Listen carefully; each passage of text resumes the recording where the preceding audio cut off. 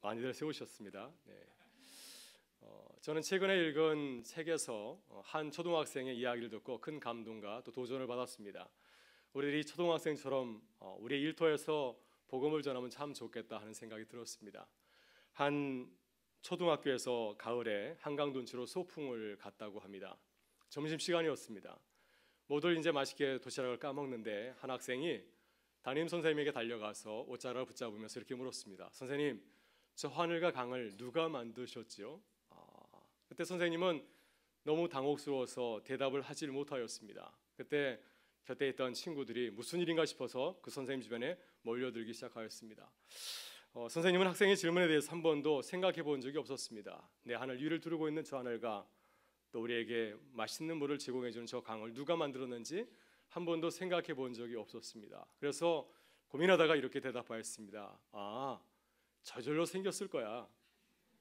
그러자 그 질문을 던졌던 초등학교 1학년 학생이 선생님에게 이렇게 말하였습니다. 에이, 선생님 그것도 모르세요? 하나님이 만드셨잖아요. 그 얘기를 듣고 선생님 너무나 창피해서 얼굴이 빨개졌고 그날 밤 잠을 이루질 못하였답니다. 도대체 아이가 말한 하나님이 누구신가 해서 그날 이후에 가까운 교회를 찾게 되었고 또 주님을 영접하게 되었다고 하는 것입니다. 한 아이의 용기 있는 전도가 학교 선생님을 주님에게로 인도한 것이죠. 여러분, 이 이야기는 아이들이 교회로 몰려온다라고 하는 책에 있는 이야기입니다. 이 아이들이 교회로 몰려온다 이 책은 군산 드림교회 교회학교의 부흥과 성장을 소개하고 있는 책입니다. 군산 드림교회는 지금 장년이 한 1,900여 명 그리고 교회학교가 한 1,600명 모인다고 합니다. 이만호 목사님이 처음 부임했을 때는 장년이 한 300명 그리고 또 학생들이 한 100여 명 이렇게 모였는데 10년여 사이에 이렇게 크게 부흥하게 되었고요. 그래서 가을마다 교회 교육 컨퍼런스를 열어서 전국 교회에 주님께서 우리에게 주신 그 은혜를 나누는 그런 귀한 사역을 하고 있습니다. 그래서 올해 우리 교도 혹시 기회가 되면은 이 군산 드림교회 목사님 또 사역자들을 모시고 함께 은혜를 나누려고 준비를 하고 있습니다. 올해 우리 교회의 비전은 일어나서 함께 가는 교회가 되는 것입니다. 지난 정책당에서 한 해 계획을 세우면서 우리가 집중하고자 한 것 중에 하나가 뭐냐면 바로 전도였습니다. 오늘 설교 제목과 같이 우리가 일어나서 함께 전도하는 교회가 되면 참 좋겠다. 이러한 교회가 마음을 모으게 되었습니다. 여러분, 지금까지 교회는 전도하는 일이 그렇게 어렵지 않았습니다. 그렇게 적극적으로 전도하지 않아도 또 많은 분들이 교회에 찾아오게 되었습니다. 그러나 지금은 상황이 달라졌습니다. 교회가 열정과 열심을 가지고서 말씀을 전하지 아니하면, 복음을 전하지 아니하면 교회에 찾아오는 이가 거의 없는 그런 시대가 도래하고 말았습니다. 지난주에 저는 양강교에서 열리는 은평 사명자학교 12기 개강을 앞두고 이제 목사님들을 만나서 이런저런 얘기를 나누게 되었는데요. 그 자리에서 뜻밖의 소식을 듣게 되었습니다. 우리 자녀들이 다니는 대성고등학교 교목으로 사역하시는 목사님이 곧 은퇴를 하게 됩니다. 그래서 우리가 알다시피 대성고등학교는 기독교 미션 스쿨이죠. 그런데 학교에서는 이 목사님 후임 교목 목사님을 영입할 계획을 갖고 있지 않다고 합니다. 대성고등학교는 올해 교육부의 자사고 정책 변화로 인하여서 처음으로 학생 모집이 미달이 되었습니다. 사립고등학교는 학생들의 등록금을 받아서 또 교사들에게도 사례비를 지급하게 되죠. 학생들이 미달되었기 때문에 학교 지정이 넉넉치 않아서 교목을 모실 그런 마음을 갖고 있지 않다고 하는 겁니다. 그래서 이러한 사실을 알고 이제 교목으로 은퇴하시는 그 목사님이 그렇다고 한다면 내가 보수를 받지 아니하고 학원 선교를 할 수 있도록 도와주십시오. 내게 이곳에서 계속 사역할 수 있도록 도와주시면 내가 계속해서 이 학원 선교를 하겠습니다. 그러나 학교의 태도는 아직 미온적이라는 얘기를 들었습니다. 여러분, 이렇게 미션 스쿨도 복음을 전하는 일에 굉장히 인색해져 가고 있습니다. 이것이 지금 이러한 전도의 현실인 것이죠. 여러분, 대성고등학교는 우리 자녀들이 다니는 학교입니다. 은평교의 대표적인 미션 스쿨인데 다시 좋은 목사님을 모시고 또 학원 선교에 열심을 낼 수 있도록 우리 모두의 기도와 관심이 필요한 줄 믿습니다. 여러분, 우리 교회가 일어나서 함께 전도하는 교회가 되어야 되는 중요한 이유가 있습니다. 주님께서 우리에게 교회를 허락하신 이유가 무엇일까요? 우리가 큰 부흥을 경험하는 것이 아니겠습니까? 그것이 전부이겠습니까? 아마도 주님의 간절한 바람은 무엇이겠습니까? 이 어려운 시대에 주님의 복음을 전해서 죽어가는 영혼을 적극적으로 구원하는 것, 그것이 우리에게 큰 부흥과 또 성장을 가져다 준 이유가 아니겠습니까? 여러분, 예수님께서는 12 제자를 훈련하시고 이제 제자를 전도하러 이렇게 보내실 때 이렇게 당부하였습니다. 거저 받았으니 거저 주라. 너희가 거저 받았으니 거저 주라. 거저 은혜를 받아서 제자가 되었으니 이제 그 은혜를 마음껏 나눠 주라고 하는 것입니다. 여러분, 우리가 주님의 은혜를 받아서 주님의 몸 된 교회의 성도들이 된 것이 아니겠습니까? 우리는 은혜의 빚을 진 자들입니다. 그렇다고 한다면 우리가 어떻게 해야 되겠습니까? 여러분, 모르드게도 왕후가 되었던 에스더에게 이렇게 말하였습니다. 자신의 동족이 죽임을 당할지 모르는 위기 상황이 되었을 때 모르드게는 에스더에게 말하지 않았습니까? 내가 왕후의 자리를 얻은 것이 이때를 이함이 아닌지 누가 알겠느냐. 여러분, 주님이 지난 62년 동안 우리 교회에 놀라운 부흥과 성장 연회를 부어주신 이유가 바로 이때를 이함이 아니겠습니까? 우리가 다시 열정과 열심을 가지고 복음을 잘 전해서 우리 교회도 살고 한국 교회를 살리는 그런 귀한 교회가 될 수 있기를 바랍니다. 이 시대의 사명을 잘 감당하는 복음 전도에 힘을 쓰는 교회가 될 수 있기를 주의 이름으로 축원합니다. 이를 위해서 우리는 올해 전도에 좀 열심을 갖기를 원합니다. 그래서 전도 부흥회를 좀 준비하고 있고요. 종교인 금요 기도회와 또 전도 부흥회를 통하여서 각 분야에서 영혼에 대한 관심을 가지고 열심히 전도하는 그분들을 모시고 함께 그 비전을 나누기를 원합니다. 그래서 그분들을 통하여서 우리가 도전을 받고 또 우리도 각자의 삶의 자리에서 전도자로서 새로운 비전과 사명을 감당하는 우리 교회와 성도들이 되실 수 있기를 바랍니다. 오늘 주님은 우리에게 초대교회 빌립 집사를 전도자의 모델로 소개하고 있습니다. 여러분, 빌립 집사는 초대교회가 세운 7 집사 가운데 한 사람이죠. 그러나 사도행전에서 이 빌립 집사의 역할이 굉장히 중요한 것은 그가 처음으로 전도의 영역을 허문 전도자였기 때문입니다. 여러분, 예수님께서 하늘로 승천하시면서 마지막으로 교회에 당부한 말씀이 무엇입니까? 바로 사도행전 1장 8절의 말씀이 아닙니까? 성령이 너희에게 마시면 너희가 권능을 받고 예루살렘과 온 유대와 사마리아 땅끝까지 이르러서 내 증인이 되리라 하시니라. 주님께서는 예루살렘에 머물러 있지 아니하고 너희들이 사마리아로 가고 또 유대를 넘어서 땅끝까지 가기를 원하신다고 하는 것입니다. 우리의 삶이 닿는 그 날까지 주께서 우리에게 간절히 바라시는 것은 땅끝까지 가서 복음을 전하는 전도자가 되는 것이라고 하는 말씀입니다. 바로 빌립 집사가 이 초대교회의 전도의 경계를 처음으로 허문 전도자였습니다. 여러분, 초대교회가 예수님의 말씀을 듣고도 예루살렘을 떠나려고 하지 아니하자 어떤 일이 벌어졌습니까? 박해가 일어났습니다. 박해가 일어나서 모두들 유대 땅을 넘어서 이제 다른 지역으로 가게 되었죠. 빌립도 예루살렘에 더 이상 머무르지 못하고 사마리아 성에 가서 복음을 전하게 되었습니다. 사도행전 8장 8절을 보게 되면 빌립이 사마리아 성에 가서 복음을 전했을 때 그 성 가운데 큰 기쁨이 넘쳤다고 증거하고 있습니다. 사마리아 사람들이 세례를 받을 때 성령이 그들에게도 임하였습니다. 돈을 주고 성령을 사려고 했던 마술사 시몬도 세례를 받고 주님의 사람이 되었습니다. 이렇게 빌립은 유대인들이 경멸하였던 사마리아인들, 저들은 구원을 받지 못할 것이라고 생각하였던 사마리아 지역에 가서 그들에게 복음을 처음으로 전하였습니다. 오늘 본문 말씀을 보게 되면 하나님은 빌립에게 또 다른 사명을 그에게 주고 있습니다. 바로 그것은 사마리아를 넘어서 이제는 땅끝까지 가서 복음을 전하라고 하는 것입니다. 주님께서는 빌립이 사마리아 성에 안주하지 아니하고 그 성을 넘어서 다른 곳에 가라고 하는 것입니다. 에디오피아 레시아에도 가서 복음을 전하라고 주님은 말씀하고 있습니다. 오늘 시간 빌립 집사가 에디오피아 사람 레시아에게 복음을 전하는 그 모습을 함께 살펴보면서 우리도 그 모습을 본받기를 원합니다. 빌립 집사와 같이 전도자로서 우리의 사명을 잘 감당하는 교회와 성도들이 될 수 있기를 바랍니다. 첫째, 빌립은 성령의 인도하심에 순종하는 전도자였습니다. 본문 26절 말씀은 성령께서 전도자 빌립에게 주시는 말씀을 증거하고 있습니다. 우리 같이 한 목소리 읽어보겠습니다. 주의 사자가 빌립에게 말하여 이르되 일어나서 남쪽으로 향하여 예루살렘에서 가사로 내려가는 길까지 가라 하니 그 길은 광야라. 아멘. 네, 말씀드린 대로 빌립은 사마리아 지역에서 전도 사역을 잘 감당하여서 놀라운 결과가 나타났습니다. 사도행전 8장 4절 이하를 보게 되면 많은 무리가 복음을 믿고 또한 이 빌립을 따르게 되었습니다. 많은 무리에게서 더러운 귀신들이 소리 지르면서 나가게 되었고 중풍병자와 또 걷지 못하는 자가 낫는 아주 이적과 기사가 나타나게 되었습니다. 빌립의 사역을 통하여서 큰 기쁨이 사마리아 지역에 임하게 되었습니다. 이제 빌립은 이 지역에 교회를 세우고 또 사람들의 존경을 한 몸에 받으면서 아주 편하게 목회할 수 있는 그러한 상황이 도래하게 된 것이죠. 그런데 그때 성령께서는 이제 이곳을 떠나서 다른 곳에 가라고 말씀을 하십니다. 주의 사자가 빌립에게 주신 말씀은 남쪽으로 내려가라고 하는 것입니다. 사마리아 머무르지 말고 남쪽 가사로 내려가라, 이런 말씀을 주셨습니다. 당시 이스라엘은 예루살렘에서 남쪽으로 내려가는 길은 크게 두 종류의 길이 있었습니다.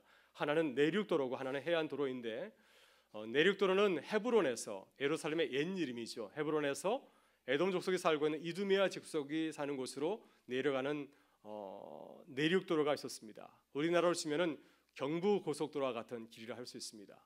또 하나의 길은 예루살렘에서 지금 팔레스타인 자치기와 거주하고 있는 가자 지구로 내려가는 길입니다. 이것은 해안 도로이죠. 우리나라로 치면은 서해안 고속도로가 아닐까 생각이 듭니다. 이 길은 에집트로 연결된 도로인데, 이 팔레스틴 지역에서 아프리카 지역으로 가기 위해서는 반드시 이 길을 이용을 해야 됩니다. 주의 제자가 빌립에게 말씀하신 도로가 바로 이 해안 도로였습니다. 그러나 빌립이 지금 사마리아에서 예루살렘을 거쳐서 가사로 내려가기 위해서는 무려 70여 킬로미터를 이렇게 걸어서 내려가야 되는 참 먼 길이었습니다. 이 길은 무엇보다도 강야 길이었습니다. 좋은 기후를 가진 그런 곳에 있는 도로가 아니라 강야 길이었기 때문에 얼마나 뜨겁고 또 여름에 저녁에는 얼마나 추운 그런 길이겠습니까? 누구든지 이러한 강야 길을 가라고 한다면 요나 선지자처럼 불평하고 원망하지 않겠습니까? 그러나 빌립은 주님께서 그렇게 말씀하셨을 때 그 말씀에 순종하였습니다. 그가 순종했을 때 땅 끝까지 복음이 전파되는 놀라운 전도의 길이 열리게 되었습니다. 여러분, 그러면 우리가 어떻게 복음을 전하는 성령 하나님의 뜻을 깨달을 수 있겠습니까? 우리가 빌립의 삶과 사역을 살펴보게 되면은 하나님께서는 두 가지 통로를 통하여서 우리에게 말씀하시는 것을 보게 됩니다. 첫 번째는 우리가 처한 상황과 여건을 통하여서 하나님께서는 우리에게 말씀하십니다. 그래서 바울의 사역을 보게 되면은 바울이 사마리아 지역에서 복음을 전하게 됐는데 왜 그곳에 가서 복음을 전하게 되었습니까? 예루살렘 교회에 박해가 찾아왔기 때문입니다. 스데반이 순교를 당한 이후에 유대인들이 예루살렘 교회를 아주 집중적으로 박해하기 시작하게 되었습니다. 그래서 예루살렘 교회 성도들이 그곳에 거하지 못하고 다른 곳으로 이주하게 되었습니다. 그래서 빌립도 어쩔 수 없이 이제 예루살렘을 떠나서 사마리아로 가게 되었는데, 그때 빌립은 생각하게 된 것이죠. 왜 우리가 이런 박해를 받게 되었을까? 하나님께서는 우리에게 예루살렘을 떠나서 다른 곳에 복음을 전하기를 원하시는가 보구나 하는 사실을 깨닫고 이제 사마리아 지역에 가서 적극적으로 복음을 전하게 된 것이었습니다. 이렇게 우리는 우리의 상황을 통하여서 주님의 뜻을 깨닫고 또한 순종할 수가 있습니다. 우리가 하나님의 뜻을 깨달을 수 있는 또 다른 통로는 무엇이겠습니까? 바로 오늘 본문에서처럼 하나님께서 직접 우리에게 말씀해 주시는 것입니다. 성령께서 우리의 마음에 감동을 주실 때 우리가 하나님의 뜻을 깨달을 수가 있습니다.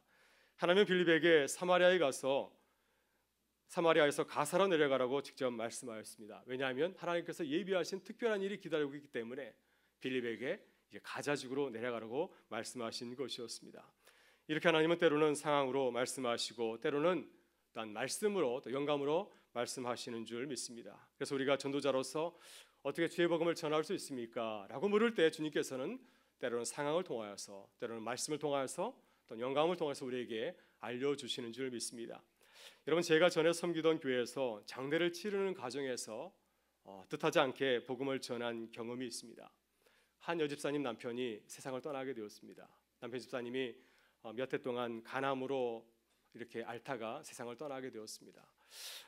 그래서 제가 이제 그 가정에 교회장으로 장례를 집례하게 되었는데요. 마지막 날 새벽에 발인 예배를 드리려고 빈소에 찾아가 봤더니 빈소가 엉망이었습니다.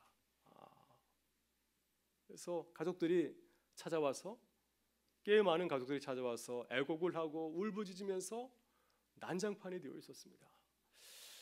또 남편이 세상을 떠난 것을 그 책임을 아내에게다 돌리고 있었습니다. 그래서 이 아내 되시는 그 여집사님께서는 무서워가지고 밖에 나오지 못하고 이 빈소의 방에 갇혀 있는 상태였습니다. 그때 저는 발인 예배를 집례할 목사로서 입장이 참 난처하였습니다. 그래서 이 장례식장에 들어가질 못하고 입구에 서성거리고 있었고요. 함께 갔던 장로님과 또 교구 식구들도 어찌할 줄 모르고 그곳에서 그냥 바라만 보고 있었습니다. 그때 제가 참 이창에 난처해서 하나님께 간절히 기도했습니다. 하나님, 어떻게 하겠습니까? 그냥 돌아가야 되는 것입니까? 예배를 드릴 수 있도록 하나님 도와주십시오. 그때 참 놀라운 일이 벌어졌습니다. 그 가족들 가운데서 가장 어른이 되신 분이 가족들에게 말하였습니다. 야, 다들 조용히 해라. 목사님 예배 드리러 오셨다. 예배 준비해라. 하자 이제 그분들이 다 우는 것을 그치고 예배를 드리기를 준비하게 되었고요. 저를 빈소로 이렇게 안내를 하였습니다. 제가 이제 빈소에 서서 예배를 준비하려고 하는데 그분들이 예배자로 앉아 있는 것이 아니라 구경꾼으로 저를 바라보고 있었습니다. 대체 뭐 하나? 기독교 예배는 어떻게 드리나 하면서 저를 바라보고 있었습니다. 그때 성령께서 저에게 담대한 마음을 주셔서 그들에게 복음을 전할 수 있었습니다. 여러분의 형여 동생이신 고인께서 다시 살아난다면 여러분에게 무슨 당부의 말씀을 주실 수 있겠습니까? 아마 그분께서는 여러분에게 영원한 천국에 대한 말씀을 여러분에게 주실 것입니다 하면서 그분들에게 정말 간곡하게 싸우듯이 복음을 전하였습니다. 참 감사하게도 예배를 마쳤을 때 그분들의 태도가 달라진 걸 보게 되었습니다. 그래서 전혀 뜻하지 않은 상황이었지만 하나님께 기도드릴 때 오히려 상황을 역전시켜서 복음을 전하는 귀한 기쁨을 누린 적이 있습니다. 여러분, 우리들이 전도자로서 항상 성령 하나님의 인도하심에 민감하실 수 있기를 바랍니다. 주께서 우리에게 감동을 주실 때 어떤 상황과 여건 가운데서든지 주님의 말씀을 전하는 기쁨을 누리는 전도자 될 줄 믿습니다. 이러한 기쁨이 올해 우리의 삶의 자리 가운데 함께 하실 수 있기를 주의 이름으로 축원합니다. 둘째, 빌립은 장소나 사람을 가리지 않는 전도자였습니다. 본문 27절부터 29절의 말씀은 빌립이 복음을 전하는 사람이 누구인지를 우리에게 소개하고 있습니다. 같이 한번 읽어보겠습니다. 일어나 가서 보니 에디오피아 사람 곧 에디오피아 여왕 간닥의 모든 국고를 맡은 갈리인 네시가 예배하러 예루살렘에 왔다가 돌아가는데 수레를 타고 선지자 이사야의 글을 읽더라. 성령이 빌립더러 이르시되 이 수레로 가까이 나아가라 하시거늘. 아멘. 여러분, 유대인은 매우 배타적인 민족입니다. 초대교회 사도들과 또한 교인들의 대다수도 유대인이었습니다. 빌립도 이방인 지역에서 태어난 디아스포라 유대인이고 헬라파 유대인이지만 혈통적으로는 정통 유대인이었습니다. 유대인들은 세상 사람들을 둘로 구분해서 바라봅니다. 유대인, 이방인. 유대인이 아닌 사람은 다 이방인이죠. 유대인은 구원받을 사람들, 또 이방인은 구원받지 못할 사람들, 이러한 의식을 갖고 있었기 때문에 초대교회 성도는 다 유대인이었기 때문에 다른 이방인들에게 복음을 전할 생각을 하지 않고 있었습니다. 하나님께서 빌립을 누구로 인도하여서 복음을 전하게 하였습니까? 바로 에디오피아 사람입니다. 그의 신분은 에디오피아 여왕 간닥의 네시였습니다. 간닥에는 여왕의 이름이 아니라 에디오피아 여왕을 가리킨 칭호입니다. 그래서 로마 제국의 황제를 카이사를 하고 또 애굽의 왕을 갖다 바로 하는 것과 마찬가지로 이 간닥에는 이름이 아니라 칭호입니다. 그래서 이 여왕을 섬기는 네시였습니다. 여러분, 히브리어로 에디오피아 사람을 구스 사람이라고 하죠. 구스란 말의 뜻은 피부가 검은 인종을 뜻하는 말입니다. 바로 이 에디오피아 사람 네시는 세 가지 특징이 있었습니다. 첫째 특징은 이방인입니다. 사마리아 사람은 피가 반쯤 섞인 반유대인이었지만 그러나 이 에디오피아 사람은 완전 이방인입니다. 정통 이방인입니다. 또 두 번째 특징은 이방인 중에서도 유대인들이 싫어하는 피부가 검은 사람, 구스 사람이었습니다. 세 번째 이 에디오피아 사람의 특징은 무엇입니까? 레시입니다. 그런 여왕을 섬기기 위해서 고위 관리가 되기 위해서 고세를 당한 네시였습니다. 이 세 가지 특징은 모두 유대인들이 사회적으로나 또한 종교적으로 아주 꺼려하는 조건을 가지고 있습니다. 그래서 이 에디오피아 사람은 예루살렘 성전에 가더라도 제사를 드릴 수 없습니다. 그는 이방의 뜰에만 들어갈 수 있고요. 또 그의 조건이 내시기 때문에 그는 하나님께 제사를 드릴 수 없습니다. 하나님께서 그런 사람이 제사를 받지 않는다고 하셨거든요. 그래서 그를 만난다고 하는 것은 유대인의 입장에서 보게 되면 금기시된 상황이죠. 빌립이 그를 만난다고 한다면 그는 정결법적으로 그의 몸이 더러워지는 것이 아니겠습니까? 그러나 빌립은 하나님께서 그를 에디오피아 레시에게 인도하였을 때 그를 거부하지 아니하였습니다. 29절을 보게 되면 성령께서 그에게 그 레시에게 가까이 가라고 했을 때 빌립은 그에게 달려갔다고 증거하고 있습니다. 그는 자신의 지식과 경험보다도 성령께서 내게 감동을 주셨을 때 그 말씀에 순종하였습니다. 이렇게 순종할 때 그는 최초로 이방인에게 복음을 전하는 전도자가 될 수 있었습니다. 이런 빌립이 하나님의 말씀에 순종할 때 그는 예수님의 그 지상 명령을 완수하는 제자가 되었습니다. 땅끝까지 이르러서 내 증인이 되리라, 이 말씀을 완수하는 첫 전도자가 될 수가 있었습니다. 여러분, 에디오피아는 예루살렘에서 약 1500마일 2400km나 떨어진 곳에 위치하고 있습니다. 당시 에디오피아는 예루살렘에서 볼 때 세상의 끝에 위치한 나라라고 할 수가 있죠. 그래서 성서학자 F.F. 브루스는 호모 시대 이래로 에디오피아는 세상의 끝으로 간주하였다고 말하고 있습니다. 따라서 사도행전에서 필립이 에디오피아 사람에게 복음을 전했다는 사실은 무엇을 말하고 있습니까? 땅끝까지 이르러서 내 복음을 전하라. 이 주님의 말씀을, 이 지상 명령을 최초로 완수한 제자라고 하는 것입니다.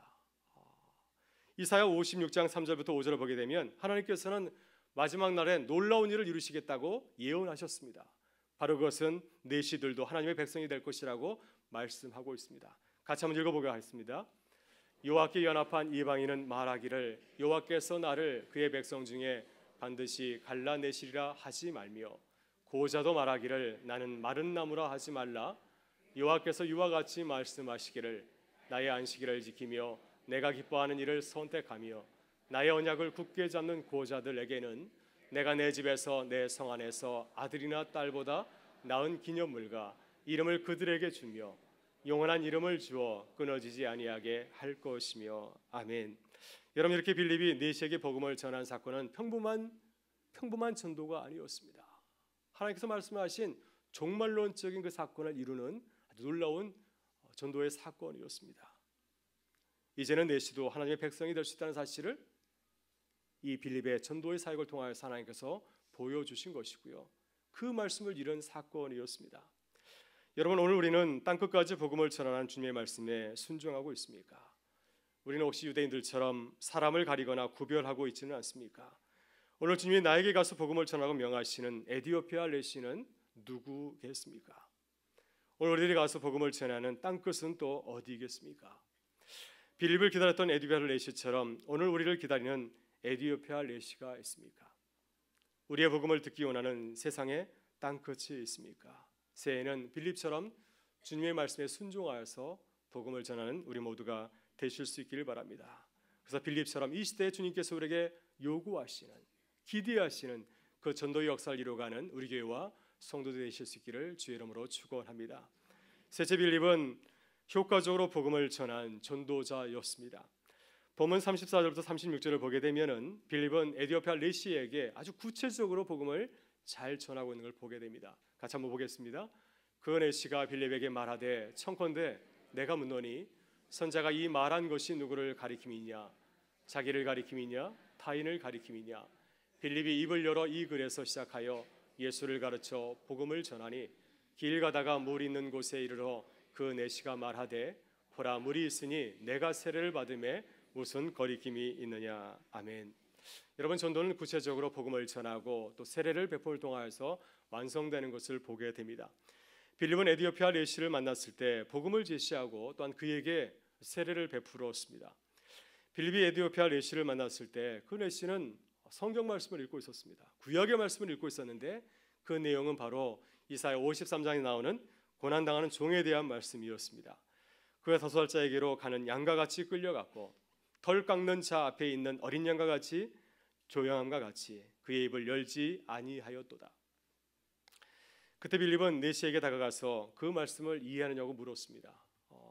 이 간다게의 내시는 높은 고관 대작입니다. 그러나 그가 겸손하게 자신의 무지를 털어놓았습니다. 내가 이해하지 못합니다. 남들이 나에게 이 말씀을 가르쳐주지 아니하니 내가 이 말씀의 뜻을 어떻게 이해할 수 있습니까? 그러면서 이 빌립에게 도움을 요청하였습니다. 그때 빌립은 이 내시의 수레에 올라가서 그에게 예수 그리스도의 복음을 전하였습니다. 여러분, 지금 내시는 이방인이지만은 하나님을 경외하는 자로 예루살렘 성전에 제사를 드리러 왔습니다. 말씀드린 것처럼 예루살렘에서 에디오피아까지는 2,400km나 떨어져 있습니다. 그 먼 데를 여행한 목적은 무엇이었습니까? 내가 평생 한번 예루살렘 성전에 가서 제사를 드려야지, 이 마음을 가지고서 순례를 떠난 것이었는데 예루살렘 성전에 가서 그는 문전박대를 당하였습니다. 이방인이요 레시요 구수 사람이었기 때문에 그는 제대로 하나님께 제사다운 제사를 드리지 못하였습니다. 내 신분이 이러하기 때문에 나는 하나님의 백성이 될 수 없구나, 이런 절망적인 말을 듣고 돌아오지 않았겠습니까? 그런데 바로 그때 빌립을 통하여서 예수 그리스도의 복음을 접하게 되었습니다. 예수 그리스도께서 나를 위해서 십자가에 달리셨고 그를 믿으면 나도 하나님의 자녀가 될 수 있다고 하는 이런 귀한 복음을 소식을 듣게 된 것이죠. 그때 그가 하나님의 백성이 될 수 있다는 사실에 얼마나 감격하였겠습니까? 그래서 그는 물이 흐르는 시내를 만났을 때 빌립에게 자청하였습니다. 세례를 받기를 자청하였습니다. 보라, 물이 있으니 내가 세례받음에 무슨 거리낌이 있느냐? 내가 세례를 받고 하나님의 자녀로 새롭게 거듭나기를 원하였던 것이었습니다. 빌립이 그에게 세례를 베풀었을 때 그는 구원받은 하나님의 백성으로 거듭나게 되었습니다. 그래서 그가 기쁘게 세례를 받고 그의 고향 에디오피아로 돌아가게 되었습니다. 이렇게 해서 당시 세상의 끝이었던 에디오피아까지 주의 복음이 전해진 것이었습니다. 여러분, 우리는 우리 주변에 에디오피아 내시처럼 복음이 필요한 자를 알고 계십니까? 우리 주변에 누가 에디오피아 내시인가 여러분 살펴보고 있습니까? 내가 그에게 찾아가서 어떻게 복음을 전해야 할 수 있을까? 여러분, 이 문제를 가지고서 기도하고 있으십니까? 여러분, 지난주 제가 이렇게 말씀을 준비하고 있는데 하나님께서 저에게 한 분을 보내셨어요. 작년에 우리 교회에서 세례를 받으신 분인데 이분이 저를 찾아왔습니다. 이분은 아직 신앙이 어린 분이었고 또 사는 곳이 멀어서 매주일 우리 교회 나오지 못하는 분이었습니다. 세례를 베풀었지만 어떻게 사시는지 굉장히 궁금했는데 이분이 찾아와서 정말 감격적인 고백을 하였습니다. 아주 힘들고 어려울 때 이분이 학교에서 학생들을 가르치는 분인데 이 교수에 살기 너무 힘들고 어려울 때 교회에 찾아왔다고 하는 겁니다. 그래서 우리 교회에 와서 예배를 드리면서 큰 위로를 받았다고 그런 고백을 하였습니다. 이분을 고백을 통하여서 제가 위로를 받았습니다. 와, 세례가 힘이 있구나. 복음을 전하고 세례를 받았을 때 그분이 그걸 깨달았습니다. 내가 세례 교인인데, 그래서 어려울 때 주님을 찾는 것을 보게 되었습니다. 그래서 우리가 복음을 전하고 세례를 통하여서 한 사람의 사람으로 세우는 것, 주님의 사람으로 세우는 것이 얼마나 감격적인 일인가 하는 것을 새롭게 깨닫게 되었습니다. 우리가 복음을 전하고 작년에 우리가 많은 분들에게 복음을 전했는데 그분들을 잊지 아니하고 그분들이 세례를 받을 때까지 끝까지 포기하지 않는 우리 교회가 될 수 있기를 간절히 바랍니다. 여러분, 하나님은 올해 우리에게 새로운 비전을 주셨습니다. 일어나서 함께 전도하는 교회, 일어나서 함께 전도하는 주님의 복음을 전하는 전도자, 이것이 주님께서 우리에게 주신 거룩한 비전인 줄 믿습니다. 올해 우리들이 빌립처럼 복음을 전하는 아름다운 발걸음이 되실 수 있기를 바랍니다. 그래서 죽어가는 영혼을 살리는 기쁨이 우리의 삶 가운데 함께 하시기를, 우리 교회원대 함께 하실 수 있기를 주의 이름으로 축원합니다. 우리 다 같이 일어나셔서 함께 서로를 축복하기를 원하는데요. 나의 사랑 나의 어여쁜 자, 이 말씀은 주님의 말씀입니다. 이 말씀으로 서로를 축복하기를 원합니다. 일어나서 함께 전도하는 교회와 성도가 됩시다. 이 마음을 담아서 함께 서로를 축복하도록 하겠습니다.